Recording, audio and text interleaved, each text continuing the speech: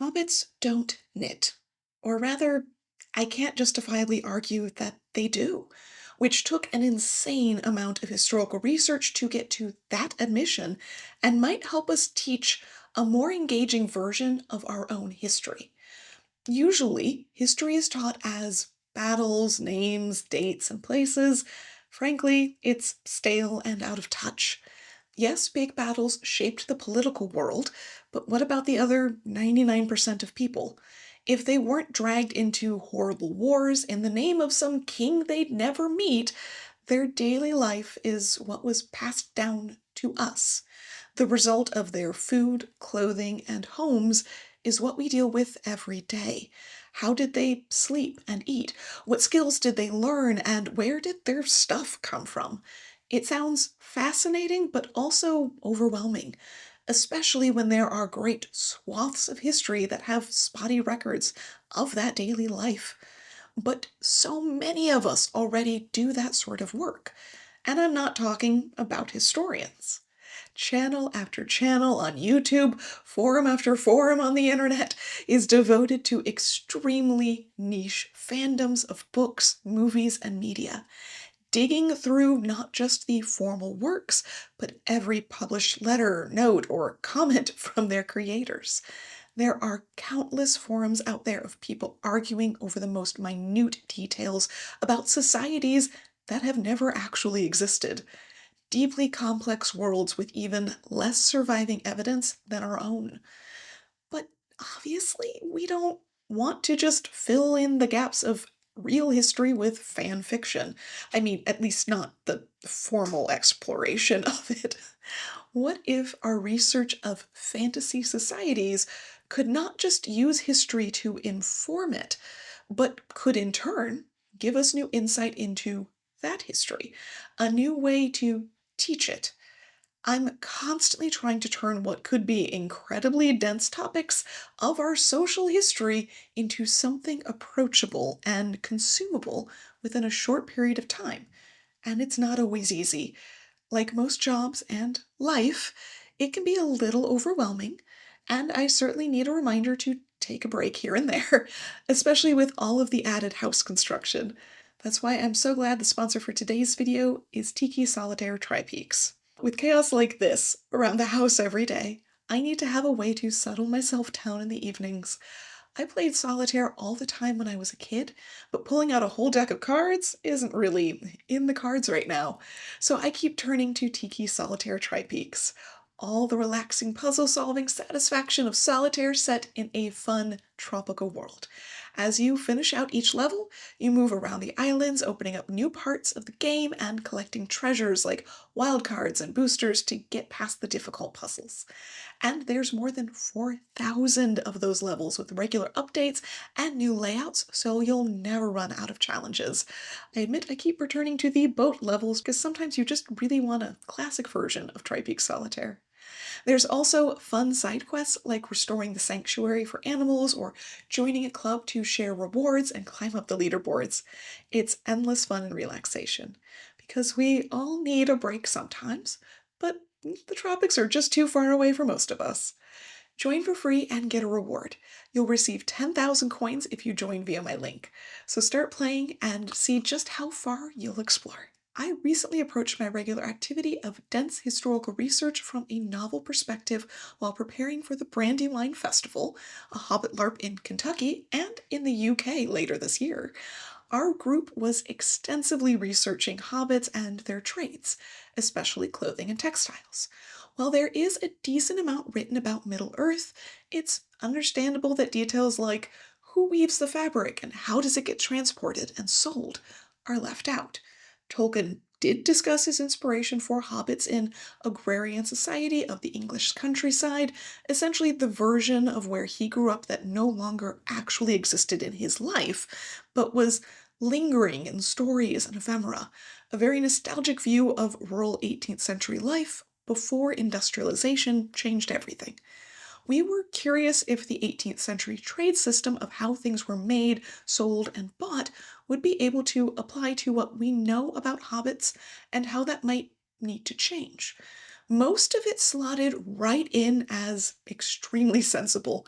Some more rural areas growing or raising the raw goods like wool or flax, likely small groupings of families or towns where the processing happened, and then larger cities where most of the selling probably occurred. There's no formal school system like we have today, and trades are previously taught through apprenticeships with on the job education. Again, it all fits in easily and makes sense for what we know about their society. Even things like silk coming in as an import when they were dealing with the elves more often is actually discussed in the writings. Abby, Maggie, and I combed through all the documents from Tolkien, pulled it together with our weirdly extensive knowledge of early modern society and trades, and ended up with writing out about 15,000 words on how we felt it all worked together over one weekend. The vast majority of it slotted in easily. However, there were two more modern fiber trades that became a big point of contention: quilting and knitting. Piecework quilting is a 19th century invention, using that term to mean broader popularity and not as if a single person patented it. Fabric was just too expensive previously, and even the tiny scraps were saved to alter clothing. Whole cloth quilting, where layers were stitched together, did exist, however, so patching out of necessity? Sure. But the hobbits were known to be prideful about their appearance, and it probably would not have been a fashion ideal so much as a necessity if you were not able to properly replace that garment or repair it invisibly. Piecework that is barely visible as a way to be economical about expensive fabric use definitely makes more sense. Practical, but nice. Very hobbity. Entire patched together swaths of fabric made into a garment? Very unlikely given the amount of time and impractical use of fabric. There's a lot of waste that goes into creating that many seams. It follows the story of our own history pretty well, though. But knitting. Knitting was a journey of discovery. I do need to state here that I do knit and crochet and have for decades and greatly enjoy it, so this is very much not knitting hate, nor is it a lack of knowledge on the subject from both history and technical aspects, I promise. There is no reference from Tolkien to help here, nor was knitting a huge part of the 18th century fashion industry. And when we went to make up the costume guide for Brandywine, we kind of left it off. However, there are quite a few knitters and crocheters around today, so there was demand for feedback on what would be hobbity knitwear, which stumped us a bit, because well, the history of knitting may not be what you would expect. So let's start with the general background. Before knitting, there were quite a few variations on knots or loop techniques. Not all were practical for clothing. For example, techniques for fishing nets existed, but jumping that over to a body garment is a different story because wearing that as is seems horribly impractical. Knot binding is what is most commonly compared to knitting, though it's a single needle and shorter yarn looping system, a bit more like stitching in the loops through the other loops. It can be done in a stitch that creates a thick and sturdy garment, or a thin and stretchy one, or any variation of those. Most of our examples are for accessories: socks, mittens, and hats, body garments, jacket-like pieces that we would compare to sweaters, do exist, but are not the most prevalent. We'll get back to that. Knitting's origins are quite blurry. It was likely a slow thing over the 11th to 15th century range. As of that latter point, professional knitting guilds were being started up. It's important to note that this, like most other skills, was because it was a trade and not an in-home activity or hobby. There were no knitting patterns, no books on how to do it, and the entire concept of trade systems was skilled person does their job fast and affordable, gets paid by other skilled people who do their jobs fast and affordably. It costs way more to try to do it yourself. You have better things to do, namely the things that you have been trained to do. Hand knitting was the standard practice in these guilds, making mostly caps and stockings. Even then, the transition from hose, a type of stocking made from cloth cut on the diagonal bias for a bit of stretch, was not immediate. In 1598, the stocking frame, a very early knitting machine, was invented by William Lee of Nottinghamshire.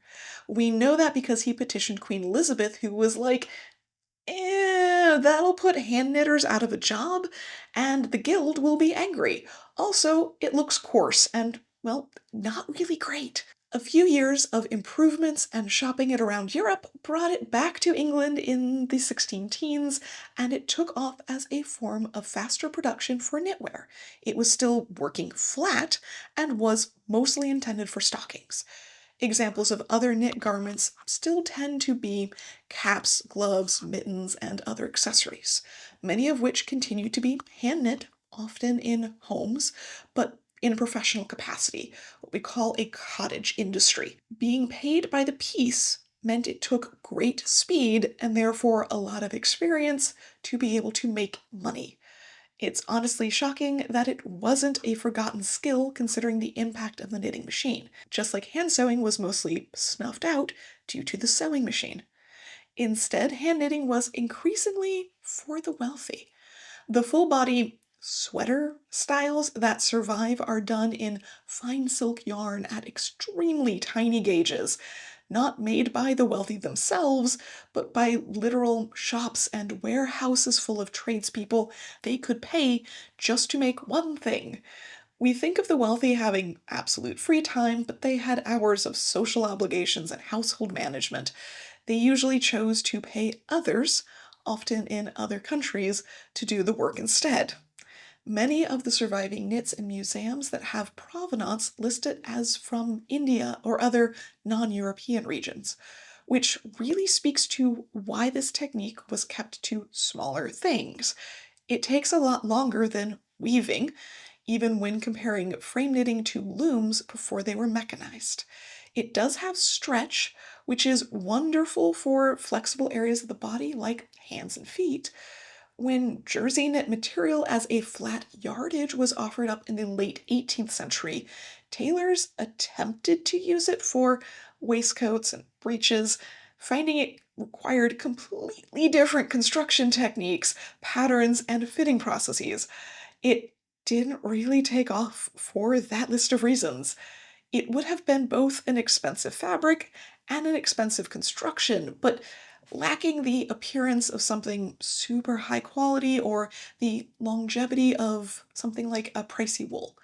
It wasn't until later portions of the 19th century when sports rose in popularity and when clothing was becoming increasingly mass produced and therefore ill fit that knitted body garments really became popular, starting with wool and cotton jersey underwear. This is also when the idea of hobbies took off. See my entire video on that history, and books with instructions and patterns were widely available. The same thing happened with skills that had always been formal trades, like sewing clothing. This was a history I already knew going into this research, but applying this to hobbits forced me to really think about why it happened that way. First thought, would knitting have even been invented? Hobbits rarely wear shoes. I would assume that means they rarely wear socks. The entire original impetus to knitting as a mechanized trade is null. I mean, it might even be the main reason knitting itself was invented at all. But okay, maybe caps and mitts. It does get cold in the Shire. So, would this be a professional trade or a home hobby? Our history definitely favors the trade option, as hobbies require a lot of things that hobbits didn't have yet. No industrial production making things much faster and cheaper, such as yarn. No cultural middle class insistence that women remain in the home and ideally don't work, incentivizing them to learn other things to keep their time filled. No printed materials like books or even pamphlets and patterns, something that is a hot topic for some, but at least we don't have any evidence of a widespread print system within Hobbits society. And there's even limited international trade. Not that there's any mention of any other race having knitting as part of their manufacturing, though I suppose wearing shoes and boots might make it more likely to exist. Hobbits seem to pick and choose what they adapt and adopt into their own society based on what's useful to them. So it's a hard point to argue either way, honestly. Secondly, the trade of knitting or knitting as an industry, a job. They definitely have woven cloth, and all of the clothing mentioned is commonplace to rural 18th century fashion.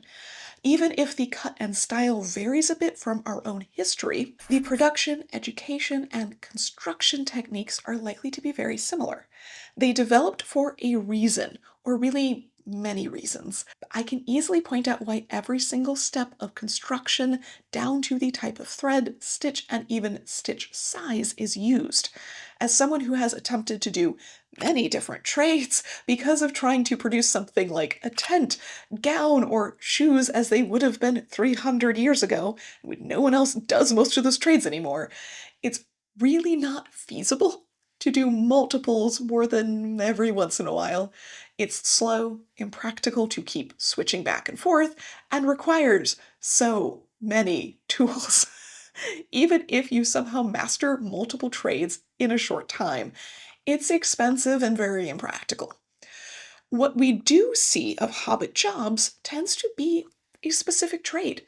Gardener and farmer are separate, as is the miller who produces the grain and the baker who makes the bread, as well as the innkeep who sells it. We can logically presume that there are enough hobbits to warrant someone to raise the sheep, someone to process the wool into yarn, and possibly someone else to weave it, and certainly another trade to cut it and stitch it into clothing. All of these require a lot of tools and space devoted to them. Also, a lot of education and experience. Again, no how-to books since they're even behind the 18th century trade system by a little bit. These books were published back then to augment rather than to teach a layperson, but still. All this to say that if knitting existed, it would have been very likely fit into the trade system that does make sense within that society. It may function a little differently, but I still have yet to find a reason why it would, honestly. But perhaps there is enough of a demand for a specific stretchy garment that a small industry started up. I'm still trying to figure out what that would be, but perhaps there is someone far more widely versed in hobbit activities and jobs that would have an idea. I've ruled out things like Aran sweaters that were made for Scottish fishermen, something that more modern evidence has actually shown also came about in the late 19th century, not centuries earlier as some books had claimed without citations.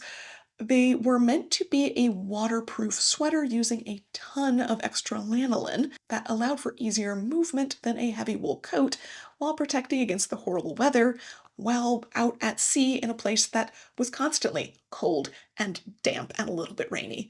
The fishing of hobbits isn't nearly that precarious or far out to sea, more like along the riverbanks, and there's only a small section that are even known to be fond of going out on the water at all. Those actual sweaters weren't comfy for everyday wear, and a wool cloak would do far more in a rainstorm on land unless you had to be doing heavy active labor out there. Even then, a coat and broad-brimmed hat would be an easier choice, or just stay inside. That seems very Hobbit appropriate.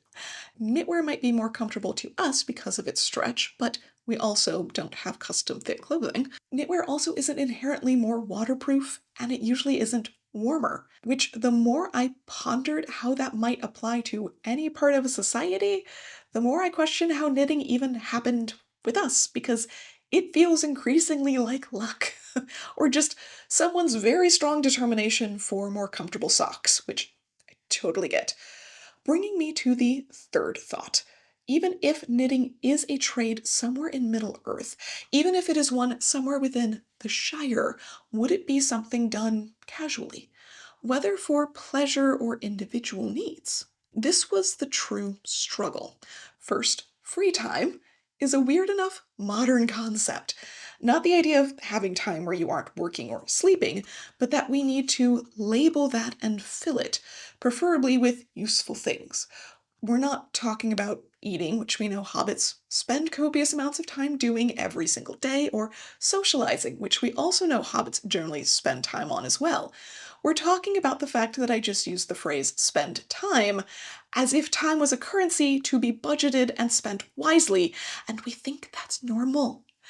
Regardless of our own history with that, we know that hobbits do tend to live much longer than humans and much slower lives. They're also dealing with a non industrial lifestyle that wouldn't include electricity, gas, or probably running water. A well or a pump, perhaps. Cooking, cleaning, laundry, and all of the daily activities take a lot more time and effort. Again, all things that changed around the time we started spending our free time on useful hobbies that were once professional trades, but nearly died during the Industrial Revolution. That's not to say that people of the past didn't have activities they enjoyed, just that they weren't organized and taught on a large scale until the 20th century. And for a society that seems to prize filling time with food, drink, and friends, the priority likely wasn't on creating organized resources to help teach hobbies broadly. A knitting group, perhaps, but then it would make more sense to have the groups that we know did form historically, like those walking wool tweed fabric to finish it in a way that makes it warmer and more water resistant. Community oriented activities that benefit many and can have many hands working together. Perhaps we look to the upper class activities that formed earlier, fiber arts like embroidery. Embroidery itself does make sense as it is only minor adjustments to basic stitching at its core, a deeply useful skill in many trades from tailors to surgeons. But the class system that included nobility and gentry is not comparable. There are some landowners, and Bilbo is, of course, noted as being exceptionally wealthy due to dragons, which, again, that's notable, unusual, contentious in a way. At the least, even with some wealthier hobbits that don't need to work for a living, they don't seem to hold themselves in a fully separate social sphere. Bilbo has a gardener, but not a set of servants cleaning and cooking for him.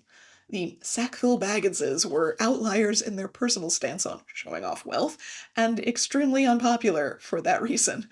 And I did a video previously that touched on the economy of the Shire, so I don't need to go back over that in great detail. The takeaway is just that this more nostalgic and almost utopian version of an agrarian society that Tolkien created, the class system seems antithetical to its core intentions. So extreme displays of ostentatious wealth weren't the goal. Which all of that brings us back around to that pre industrial knitting history, where the wealthy had extremely complex knitted garments made as a way to show off. Even a chunky sweater can take well over 20 hours. Fine silk things would be hundreds, while a hand sewn plain gown is maybe 10 hours. 20 if you add a lot of trim. These numbers are based on historical documents and my personal experience. And though we may look at outfits from the past and think they were over the top and frivolous, every part had a purpose. Some were made to look fancier, sure, but the garment itself was rooted in practicality. Adding trim, lace, embroidery, or jeweled buttons was the way to take a plain cut and make it lavish. We basically lost that as a practice in the 20th century, along with our societal knowledge of what is or is not quality, outside of name brands that supposedly are, synthetics. We can just blame it on synthetics. So while hobbits were noted to take pride in their appearance, being clean and neat, it feels incongruous to think of Bilbo decking himself out in gold bullion, silk embroidery, and silver sequins. Would knitting on a large scale be seen the same way? Certainly if we're talking about that super fine gauge silk. But let's go back to a much plainer wool. It still takes more time to knit than it does to weave and sew, assuming all our professionals and the processing to yarn is roughly the same amount of time. So if knitting is a skill that was invented in Middle-earth and did make its way to the Hobbits, what would cause it to be desirable enough to turn it into either a cottage industry with education to keep it around, or to make it a hobby that would need to be passed down without written instructions or patterns available? Obviously, there's no magical true answer here, and there's some point it has to be left up to interpretation. But let's turn this back into real history, because we just did an insane amount of exploration into social, commercial, economic, and trade history. Knitting in our world flourished because of stockings. It was also almost destroyed because of it. Hand knitting kept a fairly low profile into the 19th century until skills were rekindled and printed matter spread them around. And if not for the athletic boom of the early 20th century creating a massive demand for knitwear, it might have stayed no more than a quaint hobby, like tatting. Instead, it's a major part of our wardrobes, and we rely on industrial machinery to make it affordable. Which is crazy to think about how many moments in just the last 400 years we could have completely lost it as a skill. The fact that I can't confidently say that Hobbits, a fictional society based on our own history, even if idealized, would have knitting means it might not have an easily repeated chance at existence, which has definitely sent me spiraling on wanting to approach so many aspects of our lives the same way. What else barely made it? What was actually lost along the way? Obviously, Middle-earth is kind of an easy example to do this experiment with. Tolkien was a historian in his own way and truly obsessed with history, and it's evident in his writings, not just in a world grounded in a reality we can grasp, but in the fact that his knowledge of the Middle Ages permeates everything. Genuinely, I had to dig up what old dictionary he used from 1659, like the actual one, to understand what he believed a tunic to be, rather than going off on what it was in the 18th century to create a comparison for hobbits, or late 19th century when Tolkien grew up. Because he says tunics a lot throughout the books, but never explains them. Tolkien just had a much more limited range of information than we have access to today, the internet. So his inspirations may not always match up with what we historically know to be true. They don't need to. It's fiction. But it's also a fun way to explore our own history because it keeps the questions going, even when we don't know where we're off on an adventure to next. I feel like basically the whole premise of this is just how do I manage to take history, big, chunky, terrifying history, and make it more interesting? And I just keep seeing the ways that people explore fantasy and everything about it, doing the research as if doing historical research. I'm like, it's the same thing, guys. It's the same thing. And there's just as much interpretation and exploration, but it does kind of require you to put your what we call a priori knowledge, the stuff that's just kind of absorbed through weird cultural aspects of our lives, things that we assume like corsets were terrible and restrictive, or everybody made their own clothing back then, and like put that to the side, just acknowledge it's there even, and do the research to disprove that or prove it or don't include it in the research we're doing. So I guess in some ways having a much more limited scope of fantasy material, usually a few books and a few interviews, whatever it is easier because can you can read everything within your lifespan. Though granted there are time periods in societies where yes, you could sit down and read every single thing that existed from that society, provided you probably learn a whole new language. But then again, there's also a whole new language within Tolkien's works, and people do spend plenty of time learning that entire language and then also reapproaching what that language means. You see why these are so similar? And I wonder why we don't see more people doing this with social history. Like a lot of the things that I'm researching are people approaching these topics that way for the first time, or at the very least, the first time outside of a couple of academic articles. or the first time in 40 years or whatever it is. Like, I keep finding things I can't find discussions of, but the sheer amount of discussions I could find about Lord of the Rings is insane. So I'm like, can we approach this? And it's not just trying to keep history as a like thing alive. I was going to say history as a trade. Quite frankly, it is. It's it's the fact that this is, in my opinion, a great way to take approach to history that was also a really great approach to media literacy and how all of those things kind of tie together, and where the research that you would do to understand what hobbits eat is the same research that you would do to understand how something worked in the 18th century in the colonies of America, which would also be the same type of research you could do to understand if what they're telling us about the way that taxes or jobs or anything have changed over the last 10, 50, 100 years is also verifiably true or skewed with opinions. It's the same mess. This is my ongoing series of I just really want more people to do more research and feel comfortable. And I know do a video on how to do research. It would fail miserably, but I can kind of do it this way. And I will start incorporating more of how to do research into some of these. At the very least, I could put some links down below on places I recommend. That would not be a bad idea. Maybe this is a Substack thing. I don't know. Should I start a Substack? I know I need to start a podcast with Abby. I know that. Maybe I need to start a Substack.